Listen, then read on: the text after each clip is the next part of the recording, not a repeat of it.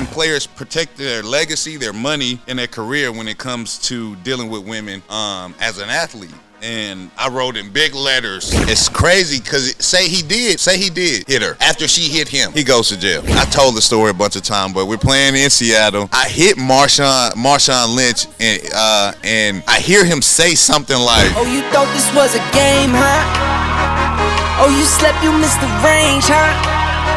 I don't switch sides." Yo, what it do? It's your boy Brock, and this is the Brockcast. I'm not joined with nobody. I'm solo dolo, but the show must go on. Hey, we got a very special show for y'all today. Just talking about, man, all the mess that's been going on in the sports world, man. We got a bunch for you. We got Uncle Shannon, being fired from ESPN, and also his Shay Media Group being sued. We got the other brother, Sterling Sharpe, going into the Hall of Fame, so that was a great inductee. And also Johnny Manziel enters the beef with Gilly over Cam Newton comments, man. Let's get into it. First, we're going to start off with the weekend recap. And, this weekend, I didn't really do a lot, but I took the kids out to the park, and we worked out. It was hot as shit. And the kids worked out, and I was highly surprised that, man, them kids don't give a damn about this heat. This ain't the same heat we grew up in. I promise you that. It's hot. It's way hotter. And these kids don't give a damn. Both of my sons, they had a great time. Shout out to my boy Devin at GTW Lifestyle. He's who I'm working out with, my boy from high school. He had a great event this weekend. The kids enjoyed it. He has had a camp, football, really a sports camp. They did everything, soccer, football, ran around. But, my kids, all they need is a little water break here and there, and they got after it. So this is a message to all the parents out there, man. Push your kids to do shit they don't want to do. You know what I mean? They didn't want to be out there at first, but push your kids to do shit they don't want to do. Let them try some stuff. They don't know what they like. They just kids. Push them out there. So let's get into the sports, man. First off, Shannon Sharpe, man. And, he's been in the media a lot lately, with the whole scandal and the lawsuit. He recently settled on that lawsuit, and then was fired from ESPN. And it made me think, damn, it don't matter how good you are, as far as media personnel, a character, and how much you have done for them, man. Once they feel like they should cut ties with you based on money, they gonna get rid of you. And that's all. So it's always good to have, your own platform, your own things to fall back on, and that's just kind of like a testament to that. But do you think that ESPN is better with him or without him? I think it's better with him, man, because you get a player's perspective. He's real about everything he's saying. I don't think he's just going off the cliff when he talks about athletes or when he talks about a situation.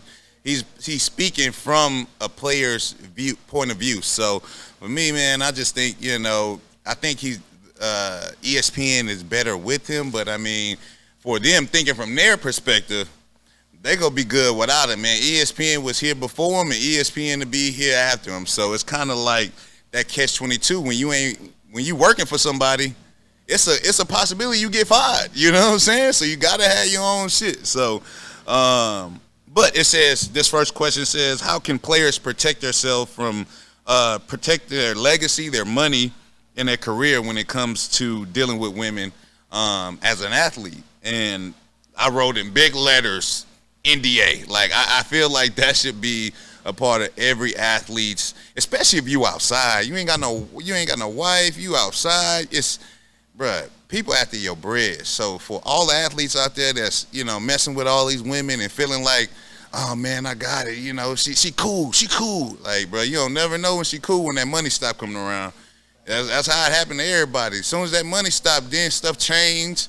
Life start hitting you, then they like, they trying to get a come up. So for me, man, I always preach, I don't want to say preach, but I see a lot of high class, high value athletes and things like that. Guys that I can't name, but guys that I know that be outside.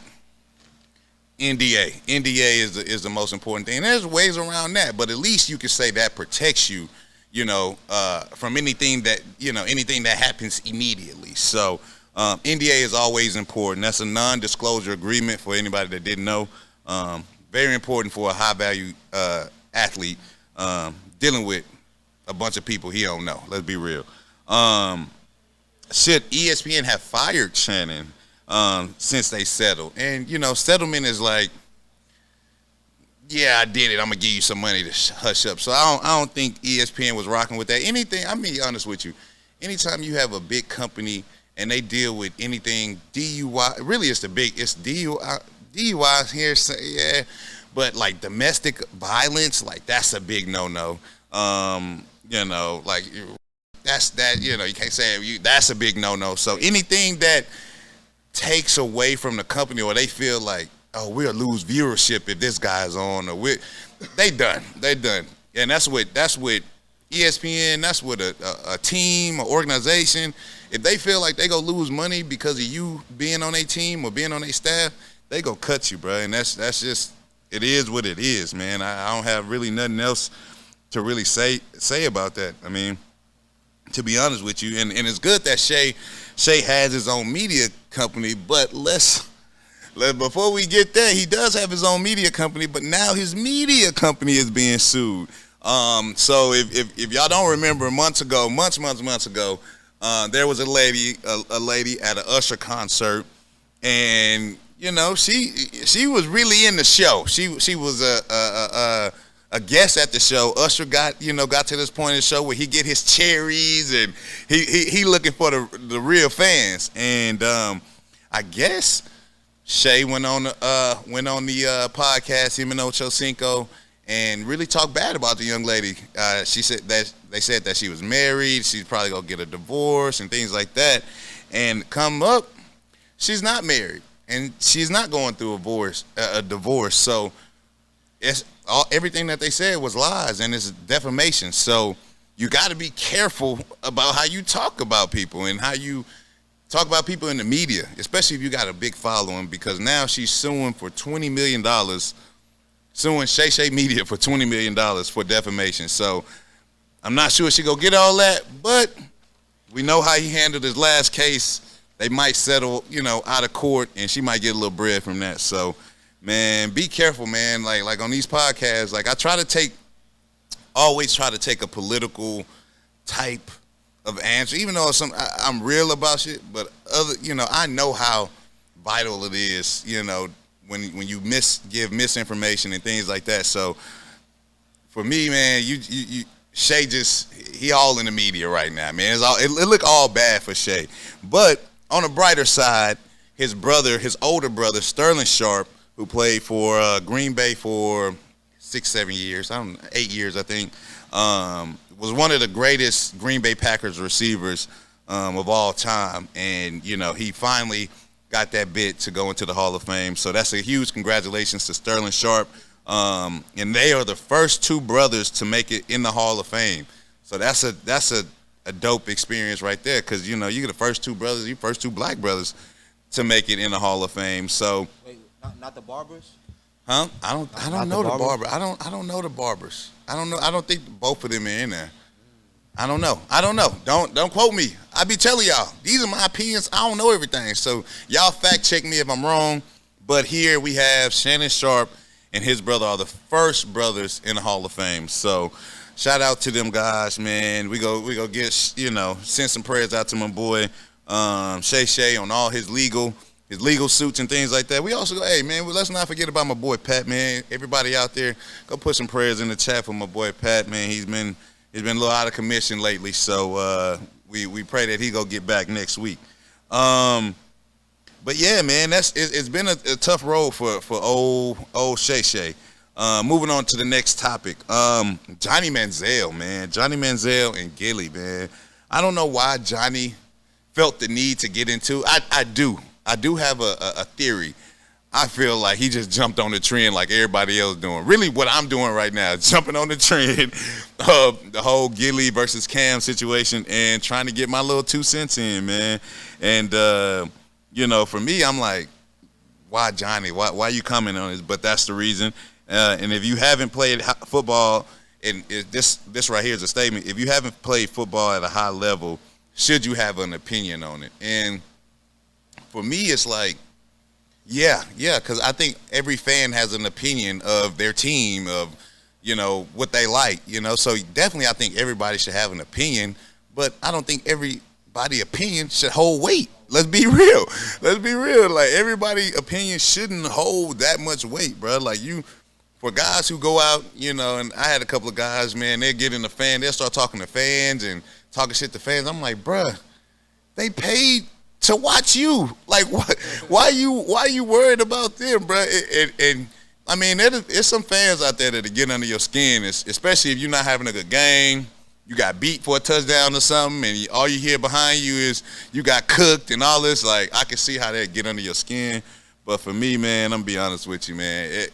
A fan's opinion of me don't hold that much weight at all, because they don't understand what we truly have to go through. They don't understand the things that go through our head during plays, during the game. Don't even talk about outside of football. You worried about tickets, family, everybody made it in safe, but then you got to think about the game, winning the game. It's a little tough, man. I think everybody should have their opinion, but everybody's opinion shouldn't hold that much weight. So that's my little 2 cents on that topic, man. Johnny Manziel is just doing what he do as a podcaster, as a media, as being a part of the media, man. Just jump on the trend, man. See if it get some clickbait or whatever, and try to get your followers up. Same thing we trying to do at the broadcast. Come on, let's be real. We got here Tom Brady in Raiders gear, and I think a lot of this is went big because everybody think Tom Brady coming back. Like, the dude isn't. Let's be real. Tom Brady is a hell of a player, had a hell of a career, but stop expecting this man to be Superman, dog. Like, these dudes really too young. I'm really surprised at him playing that long. Like, I played in two. I don't want to say two. I felt like I played in 2 generations, because when I first got into the league, I felt like the older generation of just the early 2000s, the Ray Lewises and all those guys were just kind of getting out the league when I first came into the league. So for me to go from that era to this new era and just seeing all these dudes, it's really, a lot of them was just soft, to be honest with you. I didn't feel like they had really no man in them, So for me, for him to play through 3 decades or however long he played, 2 decades of football, and just seeing the growth and different, bruh, I'm be honest with you. I don't know how he did that. So to expect him to come back now and play with these young dudes, nah, bro. Do I think he can do it? Yeah, because I think mentally he still has it. Mentally, but I just think getting hit, the preparation it takes to get ready for a game, the stress of winning games, the stress of, the performance stress that we have. People don't realize, like, you have performance stress, especially when you feel like you ain't hitting your numbers, you ain't getting enough sacks. Maybe you got a escalator in your contract. Say you get 7 sacks, your pay goes up $500,000. Dudes is really trying to get that $500,000. You feel me? So you out here really trying to get them sacks. So you scrounge anybody that hit the ground, you trying to touch them to get a sack or a tackle or anything. So a lot of fans don't understand what we go through. But Tom Brady is a minority owner, I think, of the Raiders. So that's why he's there. That's why he was at practice, and they asked, "Do you think he will bring a ring to the Raiders?" For him being the owner, I don't know, man. I think having him on the sidelines, looking at players, scouting different guys, telling them like who he thinks can make it, who he thinks can't. I think that's his purpose on being on the sideline, kind of giving his 2 cents on the team. But do I think he's playing again? No, not at all. I don't think he's coming back. But do I think it's a little influential for him to be on the sideline? Yeah. He can tell the quarterback what he was thinking. He can talk to the team about what he felt like got him all them rings, because it just wasn't himself. I think football is the one sport I feel like where you have to count on everybody else doing their job for you to be successful. So for him to have that many rings, to be that successful, he knows something about having good teammates and being a good teammate. So I think if anything, that's his best, I guess, attribute to the team is, telling them like how he got there and giving them tidbits. All right, moving on to the next subject. We got another Brock in the media right now. Brock Lesnar going WWE. It's kind of nostalgic too, bro. Did you watch WWE back in the day? Yeah, Had to, right? Yeah, The Rock. The Rock, this Thursday night SmackDown. I remember Monday Night Raw. I mean, this one I thought it was real. You know what I mean? I'm watching Stone Cold Steve Austin, The Rock, everybody hitting each other with chairs. Mick Foley, Cactus Jack, Steel Cage, Kane, Undertaker. Come on, man, don't bring me back, bro. But to see him return, him and John Cena, I just think they're doing like a marketing. It's like marketing, man. WWE kind of falling off. They don't have no real big stars. I'm really not in it no more, but I don't think they have really big stars like they used to have, Stone Cold, The Rock, and guys like that. So he shows up for SummerSlam and goes right after John Cena. How relevant that is, for them to be fighting each other, and John Cena's like the 16-time world champion versus Brock Lesnar. I just remember Brock from back in the day, bro, F5 in all my stars, dog. Like, he was unstoppable, bro. When he first appeared on the scene, I was like, who is this? And he F5 in everybody. But, what's crazy about Brock Lesnar also has a daughter, Maya Lesnar, who's a beast too. She attends Colorado State. She just won back-to-back NCAA indoor shot put champion. She's a 2024, 2025 champion. She's a beast. She has the blonde eyebrows. She looks just like her dad. She yoked too. She got the traps and everything. So it's crazy seeing her. It'd be funny if she, after college, after she done with shot put or whatever, she sneaks her way on into the WWE, and she got like her own signature move, maybe the F3. Yeah, I don't know. The F3. But nah, she's a beast. I just wanted to shout her out. Not that we giving all the light to Brock Lesnar. Miss Maya Lesnar at Colorado State, she doing her thing. Shout out to you. Let's go to the next point. Where I put this in the group chat. This was a segment where Micah Parsons was talking about, he plays the game because he loves the game, and if he didn't love the game, there's no amount of money that would keep him from playing.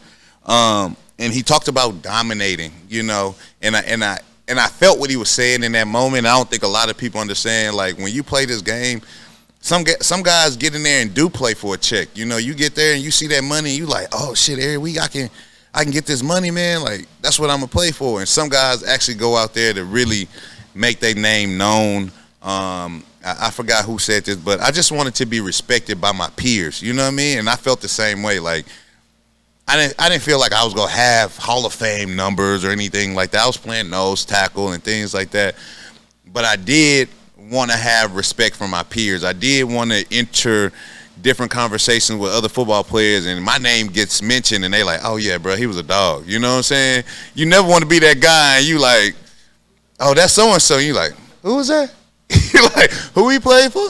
What he did? Like, you want to be that guy when maybe if you're not a Hall of Famer, let's be real, everybody can't be Hall of Famers, but when they mention you, they like, oh yeah, he was a dog. Yeah, I remember him. You know what I'm saying? So that's what I wanted. I wanted to be respected by my peers, and that's what pretty much what Micah Parsons was saying. And he's going through his whole contract dispute with the Dallas Cowboys. But I can't get over the fact that where his mental is. Like, to have a guy that actually wants to go out there and dominate, man, and he's not playing for money. It's like he's earned the money, but he's not playing for the money. He's playing because he loves the game of football. He wants to go out there and dominate his opponent. Like, he don't care about if they winning or losing. Like, he want to go out there and put fear in the offensive lineman's heart. And playing with AD for so many years, that was his mindset. His mindset was going out there dominating.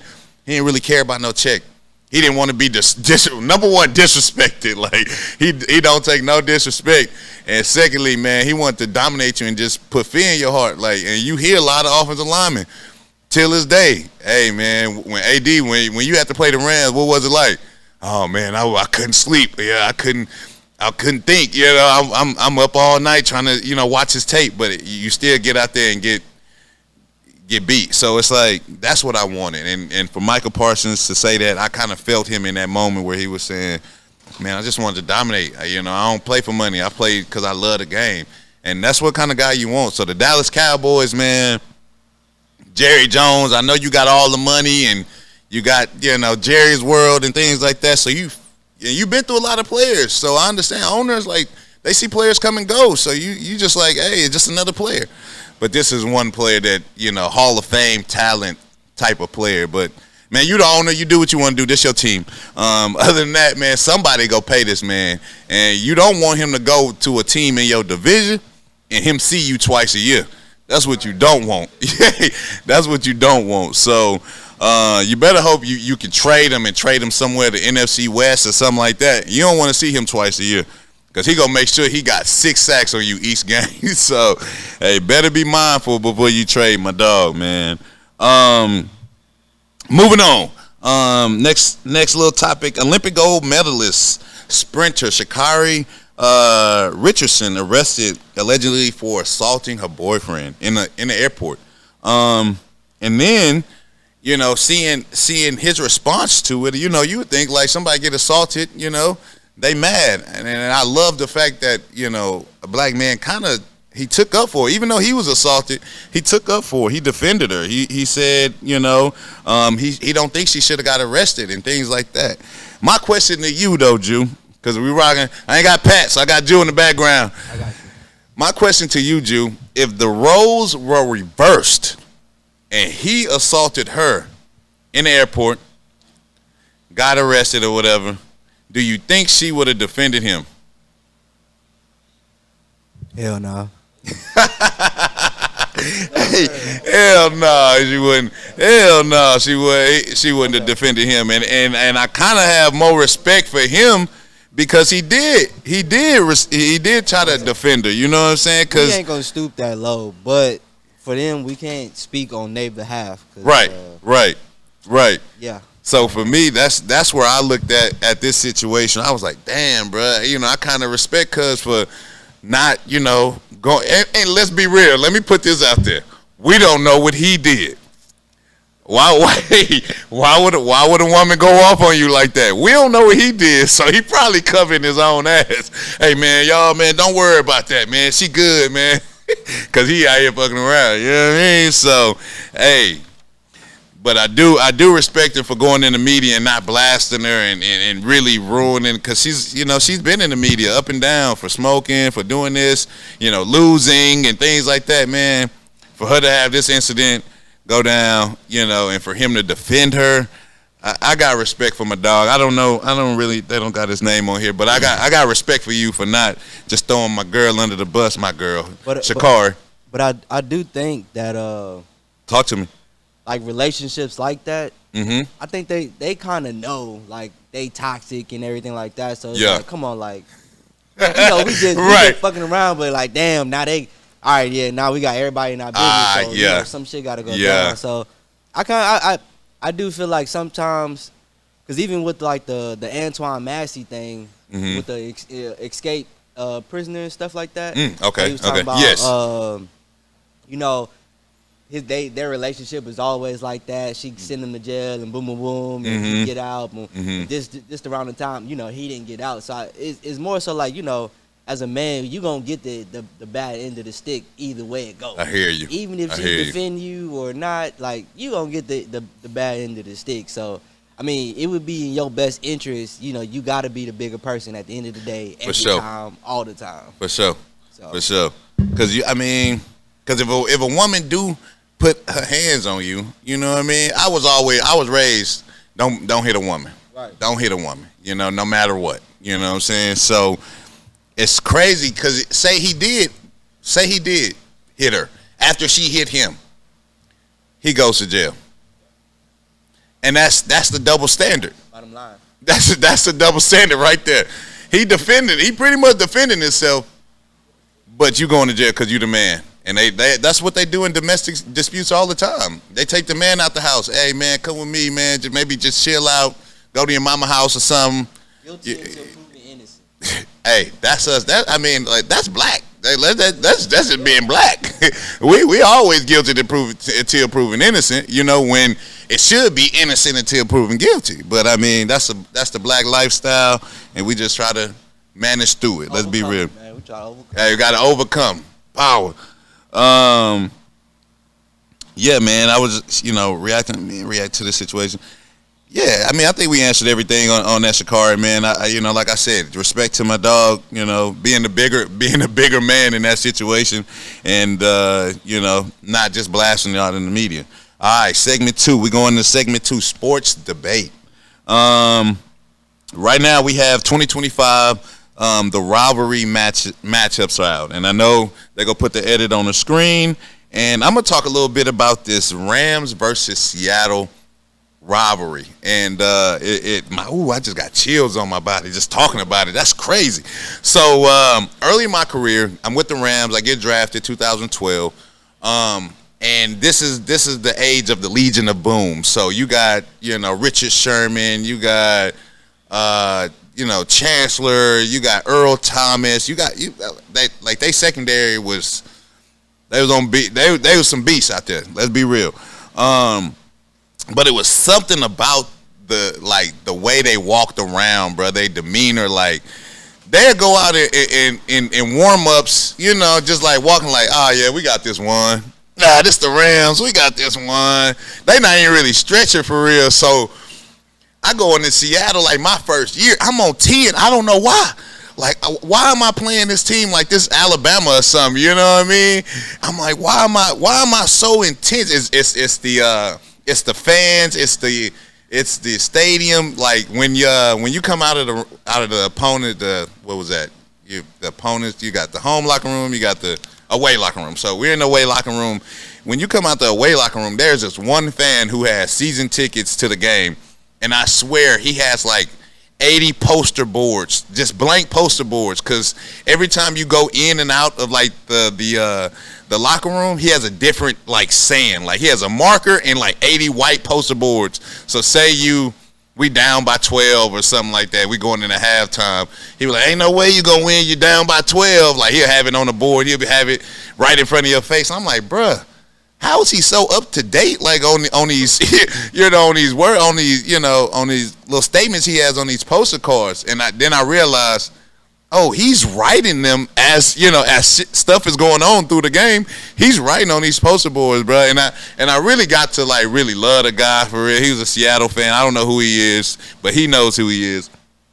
And you really got to, because they're clever like little statements. Every time you come out, you read it because he's always there. He's always in the same spot, and you kind of like ready for like whatever bullshit he has on this board. So you look up, I'm reading something. I'm like, damn, that was kind of clever. So man, it was something about playing Seattle, and I just remember I told the story a bunch of times, but we're playing in Seattle. I hit Marshawn Lynch, and I hear him say something like, Y'all getting ran over or something like that. He said something, and that got me hot. I just pretty much said, you ain't doing shit. You know what I mean? Because we really didn't. He didn't have a lot of yards that game. He had like 70 yards, something like that. And I was like, you ain't doing shit. So the next play, I get taken out because we run another package. So I'm not in this package. So I'm on the sideline, and like they end up scoring. He ended up scoring, but I see him turn around, and he's looking intently like around at our players, and I'm like, what is he doing? What is he doing? Is he going to celebrate or not? So he runs off the field, and my team runs off the field, and they like, bruh, he was looking for you. I'm like, what you looking for me for? I ain't do shit. He was like, nah, bruh. He was like, where 90 at? Where 90 at? I'm like, bruh, I'm glad I'm at my ass on the sideline right now, because I don't know what he would have did. But, yeah, man, it was something about playing Seattle, bruh, and we always played them close, always. Even the times they went to the Super Bowl and won. But they went to Super Bowl. I think our games were like 6-9, 13-10. Like we always played them close. So we knew if we could beat them, we knew we were a good team. So it took us a while, but I remember our first time winning in Seattle, bruh. We acted like we didn't know how to win, to be honest. We thought we won the championship. Boys on the sideline taking pictures. We got like a whole defensive picture on the sideline because we beat them by like 20, 30 points. So we up. You know, we really just chilling on the sideline. We throwing up the deuce and stuff like that in the pictures, bro. I thought that was the greatest experience just seeing. I remember TG, they was like third and 7 or something like that. And he scored like a 40-yard run. And just remember him galloping up the sideline. He pointing up to the sky. I'm just like, bruh, I waited all this time to feel this feeling I have right now, winning in Seattle, shutting their fans up, shutting them up. You know, we always played y'all close. We finally got the job done. So, man, it's something to them rivalries. That's my little tidbit on the rivalries this year. I would love if the Rams beat them twice this year. I just do not like Seattle. I don't know why it is. But, yeah, man, so that's my tidbit on that. It's Tom Brady, and this clickbait. It's Tom Brady, one of the greatest quarterbacks of all time. He is the greatest quarterback of all time. He's not one of. He is the. He's like number one. You know, the way. Close second. Who was a close second of all time? Yeah. Ooh. Quarterbacks of all time. Oh, geez, give me somebody, man. Pat Mahomes? Not nobody in y'all era? Steve Young? No, I'm talking about like back in the day. I'm just talking about quarterbacks. Quarterbacks of all time. Joe Montana? Joe Montana. Okay. Is Joe Montana before Steve Young? Or was he after? He was before, and then he left, and Joe Montana and Steve Young. Steve Young took over. Okay. What about Peyton Manning? Peyton Manning. Joe Namath? Ooh, that's going back. Way back. Joe Namath. But look, Peyton went. He did the same thing Brady did. He went to the Broncos and won them Super Bowl. Yeah. You know, he played with the Colts, won them Super Bowl. Yeah. Went to the Broncos, won them Super Bowl. And I love the fact that they played each other, so you really got to see who was the greatest. You know what I mean? Tom is actually the greatest, but I would say, you know, out of all them quarterbacks, I would say, because I didn't really watch football back in the day, so I can't say Steve Young and all them guys. My era, my opinion, I would say Peyton Manning. You know, just a close second. Ain't win enough championships, but I feel like Peyton Manning definitely proved on the gridiron that he was one of the best. Who? Eli was better than Peyton Manning? No way. I'm not about to hear this slander. That's slander. That's slander. That's slander. I feel like we only saying that because he beat Tom Brady. Yeah, exactly. No, because what we talked about it, we said football is a team sport. Yeah. I was saying, so where would you place Dan Marino? You can't even talk about this. Right. Yeah. At all. He was a great one. So close second, I say Peyton, but you know we all know. I think everybody that watches football and is a football fan will agree. Tom Brady is the greatest of all time. Let's not even play around with it. Trending news, man. I think we had a video. They might put it up about LeBron, and LeBron was jamming to Not Like Us a little too hard at a yacht party. That got me questioning, like, is he really a Drake fan or what? Cause like us Drake fans, we ain't listening to that no more. We ain't listening to that. We don't know about Drake. You know how I feel about this little battle is like, if you're a boxing fan and you know boxing, if you remember how Canelo faced Floyd and lost to Floyd, but it didn't ruin his era. You know what I'm saying? It didn't ruin his aura of like who he is as a person. Canelo still has that like, oh, he's the number one fighter kind of feel. And I feel like that's the same thing that happened. I feel like, yeah, Kendrick beat up on my dog Drake a little bit, but that ain't ruined his aura of like who he is. You know what I mean? I don't even listen to Not Like Us, to be honest with you. I think I heard it the other day. I listened to it. I was like, bro, why I'm listening to this, bro? I'm really that much of a Drake fan. On all his early shit. I don't know about some of this new stuff. I'm gonna be real with y'all fans. I don't know about the new stuff, but his early stuff when he was just coming out, I rock with everything. So don't judge me. Don't come at me in the comments. I'm a Drake fan. It is what it is. And LeBron not acting like it. Let's be real. LeBron not acting like you rocking. Do Drake and LeBron got something going on? How LeBron was, you know what I mean, rocking out to the song like that? Come on, LeBron, you gotta be better than that, man. Yeah, not saying you can't listen to a song, you can't jam out to it. Just like, let's be real, bro. If you're a real Drake fan, you ain't listening to that shit no more. Definitely over. Damn. It's over. Over with. My dog not here today, so you know what? I'm not going to do his segment. We got Petty Pat gets petty, and we just not gonna do it today. My dog not here. He outside, not outside, but he's out the office today, and I would feel bad about doing his segment without him because we all know Petty go on some rants, and we not here for it. So follow our podcast. Come on, follow the podcast on IG at the Brock BROCKCAST, the Brockcast at the Brockcast on IG. Also get some Brockbrand. Come on now, get some Brockbrand at Brockbrand Clothing on IG, man. Make sure you just stay tuned to what we got going on. If you've been rocking with us from the beginning, all 1,000 of my subscribers that we have now, y'all been rocking with us from the beginning. Y'all know the motto, people. Don't get ready, stay ready. Peace.